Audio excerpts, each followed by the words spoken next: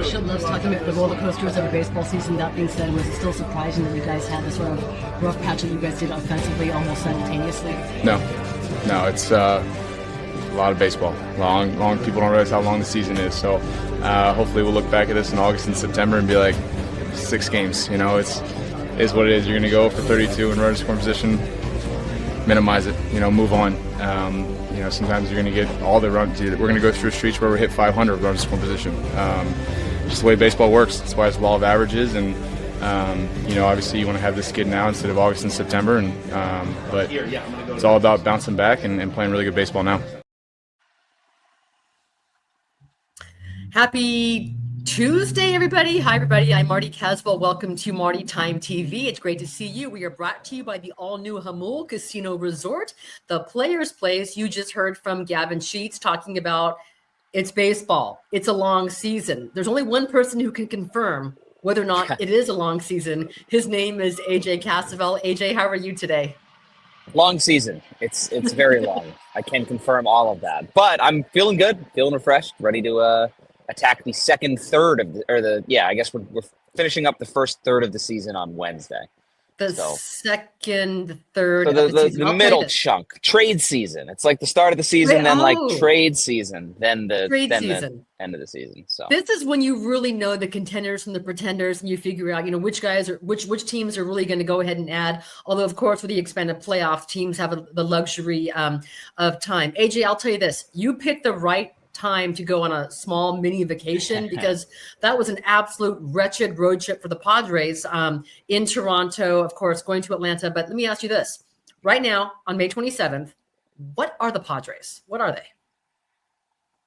They're a pretty good team that has flaws, I think, flaws that could potentially be addressed at the trade deadline. They're a team that's not as deep as they were last season, so they need to stay healthy, which there are a couple question marks there. But I think, like, I can pretty safely say they're a good team with flaws that can be addressed, but with, I guess, injury concerns that leave you a little wary of like what the team can do if the injuries hit longer term. There was a time a couple weeks ago when we were talking about, I actually posed to you because they were getting so much production from their bench, right? The Padres bench this year deeper than it was last year? And I think one thing that we've learned is it's not. And since that time, I think Jason Hayward has gone on the IL twice, right? Back with the obliques now, and Oscar Gonzalez has been sent to Japan, or he left to go to Japan. So like right now, let's go ahead and start with the bench. Although there's bigger issues with this Padres team, man. What are we seeing with this Padres bench? Useful production from like the end of the bench guys. Like I think Tyler Wade and Brandon Lockridge are useful pieces. As Tyler Wade showed last night, as Brandon Lockridge shows when he plays defense or he comes into pinch run, but not enough from the guys that make your bench click offensively, or at least at the plate. Like Luis Camposano, in theory, could be that guy. He could be the pinch hitting bat that you need to put in the DH spot to maybe give. I mean, if Gavin Sheets could play left field, then you get a bat. And we haven't seen if Gavin much Sheets from can play left Camposano. field. I mean, frankly, like I don't think that left field. I shouldn't say it this way. I don't think left field at Petco Park is the most challenging left field.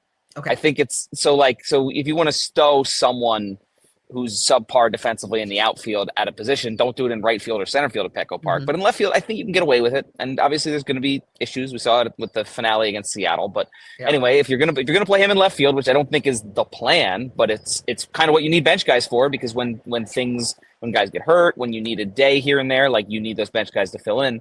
Camposano could be that bat, but he hasn't done much so far. Granted, it's been extremely small sample size, and like we don't know what he can do as a bench piece. Like the Padres seem pretty hell bent on not using him behind the plate, but using him as that bat. Like that's been Maldonado, very clear. Maldonado and Diaz are their guys behind the plate, and I think like rightly so, because of how good the Padres pitching staff has performed. So, so if Camposano is your first bench piece, and then you kind of try and piece it together from there, like obviously Elias Diaz, Maldonado, whoever's on the bench between those two.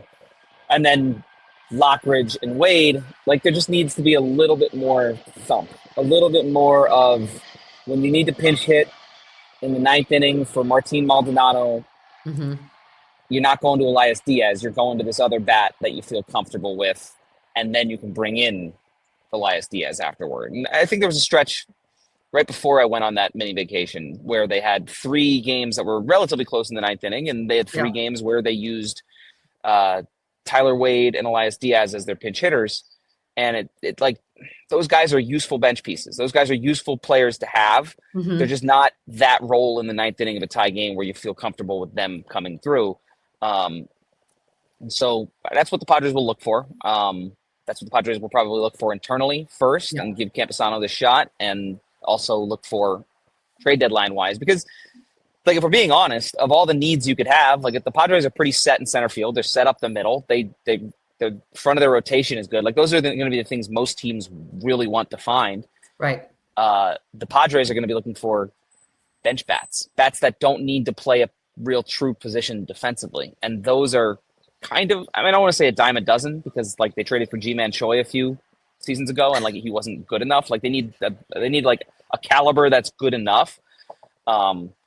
But they're easier to find than just about anything else on the trade market.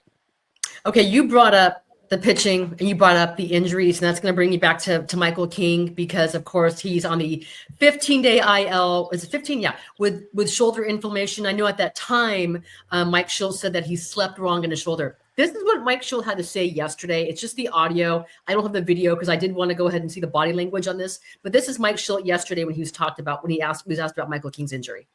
And, we got Michael now. We're still in the process of figuring out. It's not something that is overly, consistent with an injury that, with baseball. So we're trying to figure out exactly what's taking place with his scap.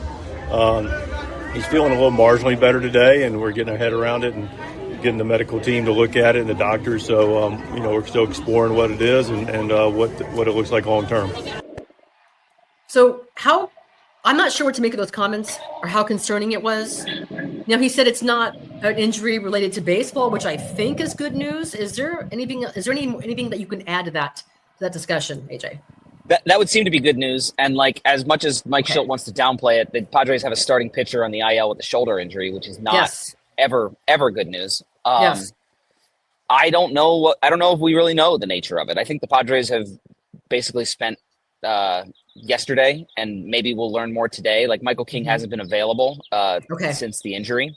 So maybe we would find out more from him, like, as to how it went down. The fact that it didn't occur throwing a pitch, it didn't occur in a bullpen, it didn't occur playing catch, like, that would seem to bode pretty well. But like, a shoulder injury is not at all something you want to mess with, especially with a guy who you probably want as your game 1 starter in the playoffs.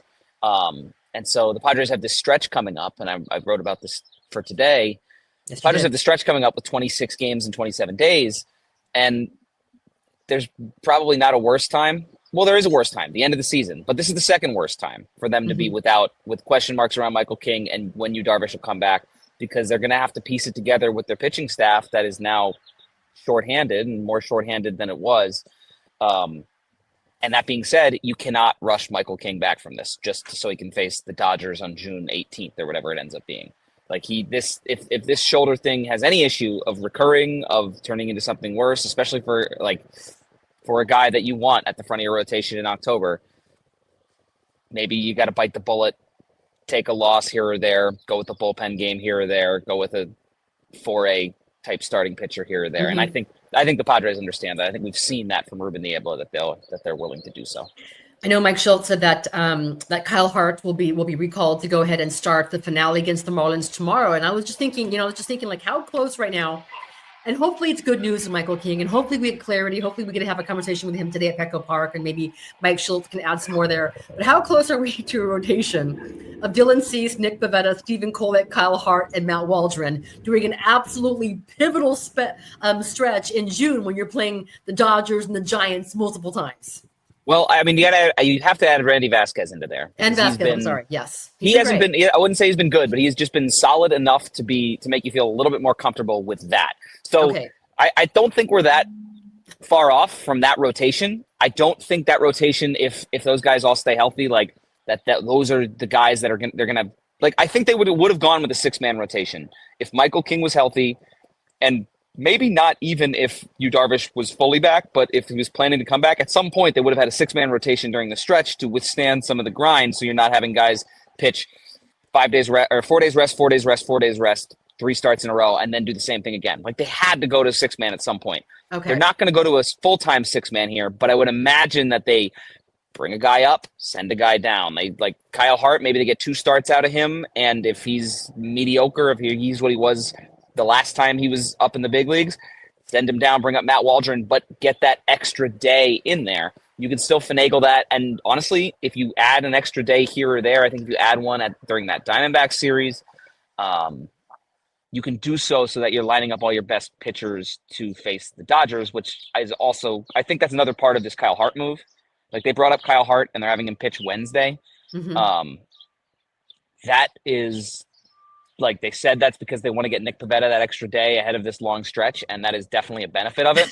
But now if you're reading the tea leaves, like if you can do the math, like if you count to 5, it'll be Pivetta and Cease against the Giants in the final 2 games of that series, and then Pivetta and Cease against the Dodgers in the first 2 games of that series. And so they obviously are treating those series like they should as important series in the divisional race. And I think the Kyle Hart move, while like Hart obviously had his struggles earlier in the season, it makes some sense for him to face the Marlins and then to line up your 2 best arms for 2 of the bigger series of the season. Makes a lot of sense. So are you saying that when you guys ask Mike Shildt, hey, what's the pitching rotation going to be like this weekend or next weekend or next week? And he says, I'll let you guys know tomorrow. Are you saying he already knows because they have their rotations set for some of these pivotal series in June? Is that what you're saying, AJ? I have stopped asking him those questions because I know what the answer is going to be, and I know it's not going to be the real answer. So that's yes, they have their rotation mapped out. I do think sometimes we ask ahead, and he did like baseball. He is very, very, as we know, in the moment. He's focused on that day's game. So you ask him who's pitching on Saturday. Well, like there is a plan somewhere on a sheet, but he hasn't thought all the way to Saturday because he's been so focused on that day's game. So I think there is some truth to what he's saying, but at the same time, the Padres have mapped out not the ironclad plan, but a plan into mid-June, into late June. Okay, it's taken me this long to go ahead and ask this question, which is a little bit surprising because I think that he's such an important player. Now, I did not stick around for the game yesterday, so the only exposure I had to Mike Shilt's post game was what they showed, was the portion they showed on Padres TV. Was he asked at all about Fernando Tatis Jr.? I mean, this is post game. I know you don't usually do that in a post game setting, but was he asked at all about Fernando Tatis Jr. and what's going on, and if there's any thought about moving him down in the lineup? I know it seems ludicrous, but Fernando has not looked like himself for a month. And how is it not concerning at this point? What's going on with Fernando? And was Mike Shildt asked about that yesterday? Yeah, he wasn't asked about it yesterday. I mean, they had just won a pretty exciting walk-off, and there were a bunch of storylines on that front. But I think it's a fair question for today, and we'll also find out if he is in that leadoff spot today. They are facing a right-hander. So, like, I think there could be some merit to doing so.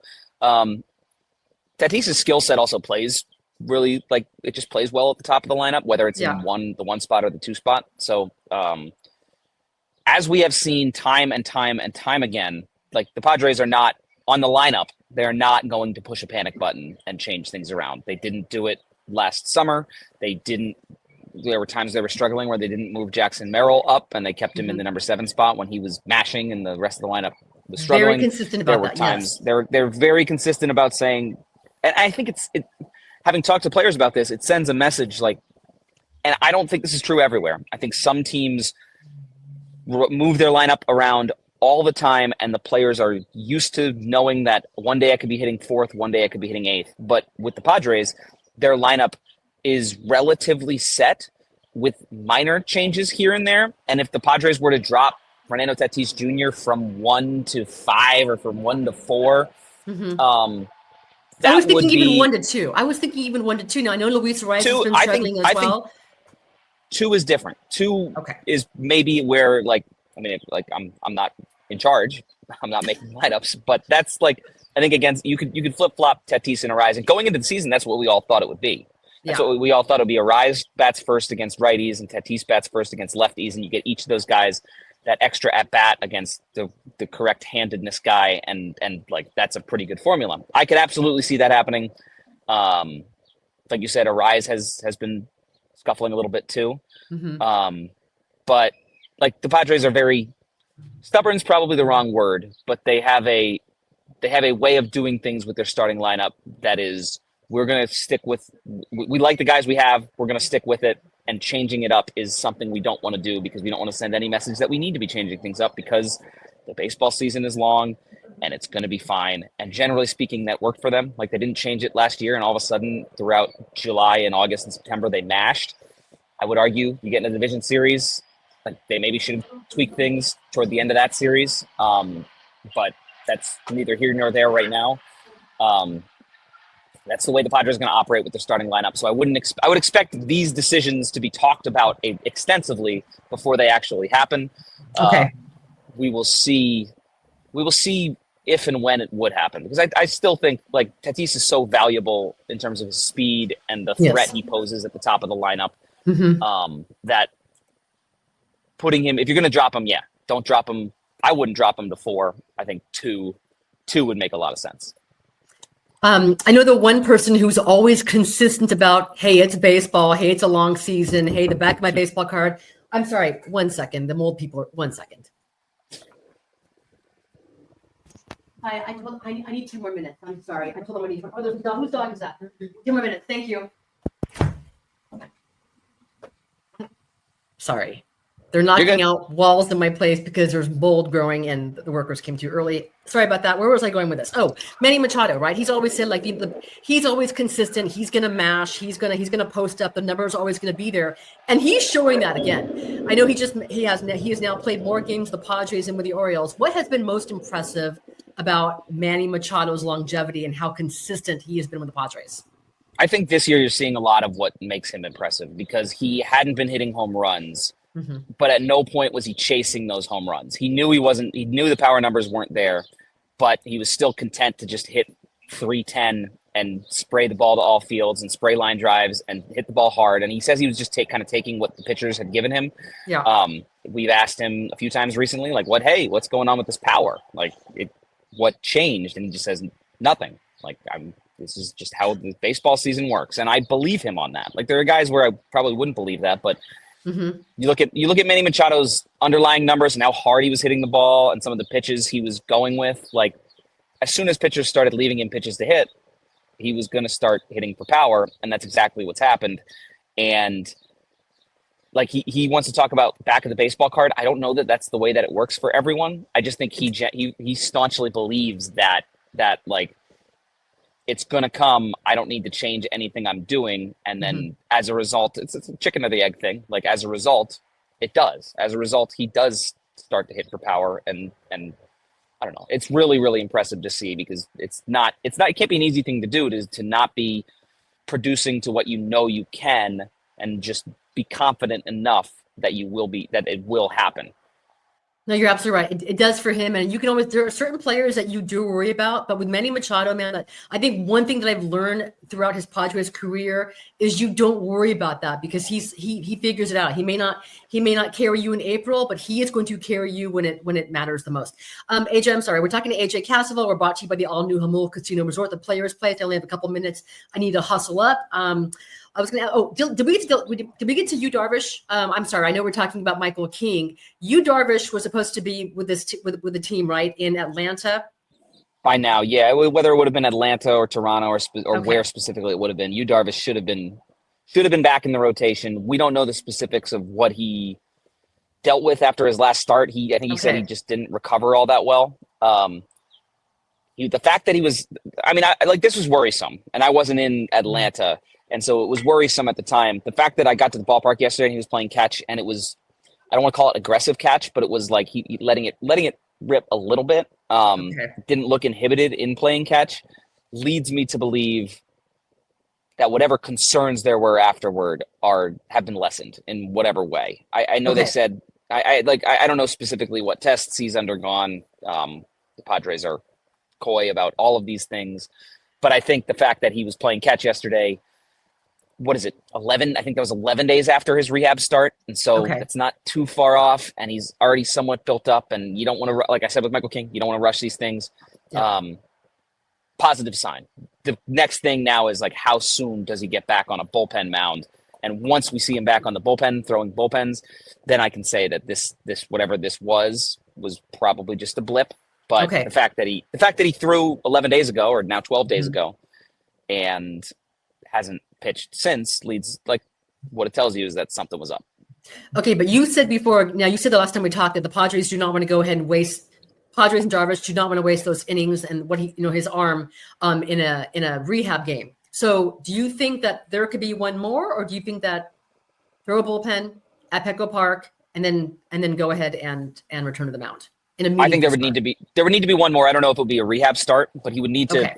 I just think after throwing 51 pitches and then getting 11 days without, he had been playing catch at Petco Park while the Padres were on the road trip. But what stood out to me yesterday was seeing it and seeing the fact that it wasn't lollipop catch. He was throwing the ball, like he was playing catch like his elbow was okay. So I guess the next, he needs to. He threw 51 pitches 11 days ago. There would need to be another rehab start, or whether it's a rehab start or like simulated game or Arizona complex league, something of that variety to get to 60 or so. And then, like you said, the Padres don't want to waste his pitches. I think if he's at 70, 75 for his first start and can go 4 or 5 innings, there you go. Then he's back. And they could use that. They could really obviously use that because they're coming up on this stretch. Yes. AJ Casssavell, the next time that you and I talk, they have the Giants next week. They'll be on the road, right, to San Francisco to play the Giants? Yep. Bob Melvin and that crew. So if I looked at this correctly, the Padres are going to miss Paul Skeens this weekend, which makes them fortunate right now. As a huge baseball fan, I mean, I love watching greatness. I am slightly disappointed that they're going to miss out on Paul Skeens. I know you're a huge baseball fan as well. Can you just speak to just how remarkable the start to his career has been? Yeah, I'm bummed. I want to see Jackson Merrill versus Paul Skeens so badly. And by the time they face each other now, it's like it's kind of going to have faded as a storyline, Okay. Like the Rookie of the Year race was so good. I know. And I know how San Diego feels, and I would have voted for Jackson Merrill too, but it was just one of those years where two guys were, I think, fully deserving. Yeah. So that's a bummer. His start to his career has been outstanding. Just makes me will Pittsburgh get it together around Paul Skeens, because that could be so fun. And I went to school in Pennsylvania. I have friends who are Pirates fans who would love to see that, and it would be really cool to see. But I guess right now that's kind of the question, because there's no doubting how good Paul Skeens is and how talented he is. He's box office, and it's a bummer. He is. It's a bummer. It's a bummer. We're gonna miss him. I'm sure the Padres in some way are a little bit relieved, because he is the best pitcher on a team that doesn't win that many games when he doesn't pitch. So it gives them a better chance to win games this weekend. But on some level, I'm sure they're feeling the same way. They want to beat the guy that beat their guy for Rookie of the Year, and I know these guys all like a challenge. So I am bummed that he will not be at Petco Park this weekend, but maybe the Padres win an extra game because of it. Yeah, I'm sure Jackson Merrill is secretly bummed as well, though he'll never go ahead and admit to it. But we'll see. And listen, the Padres have got to figure out offensively. I know they found a way to go ahead and win that game. I'm not sure how many times Mike Schultz said gritty yesterday, or winners find solutions, which is his go-to. But man, I think two. 2 times. Winners find solutions twice. Yeah. Twice. Winners find solutions twice. Gritty, I wasn't counting. They have got to figure it out, man, because they have not been convincing offensively whatsoever. They don't look remotely like the team that was mashing their way, right? Back in April. So hopefully the Padres can figure it out. Hopefully there's good news on Michael King coming in. We get some more clarity in the timeline for you, Darvish. AJ Cassavell, thank you so much for your time. Thanks to Carlo for being so flexible. Shout out Carlo. Shout out Cassavell family. I appreciate you. And I'll see you at Petco Park later on today. Hopefully the Padres have squared away their B situation. So I believe they have. Thanks, Marty. Right. See you next time. Right. Take care. That was AJ Cassavell. Thanks again for your time. We were brought to you by the all-new Hamul Casino Resort, the Players Place. Hopefully the Padres can figure something out. We'll see hopefully we'll get an update today on Michael King, and we can find out what's going on with Tatís. If Mike Schultz has any thought of moving Tatís right now while he deals with his struggles. Thanks for your time, guys. Again, you can find more content coming on Marty Time TV here on YouTube, and we'll talk to you tomorrow. Have a great day.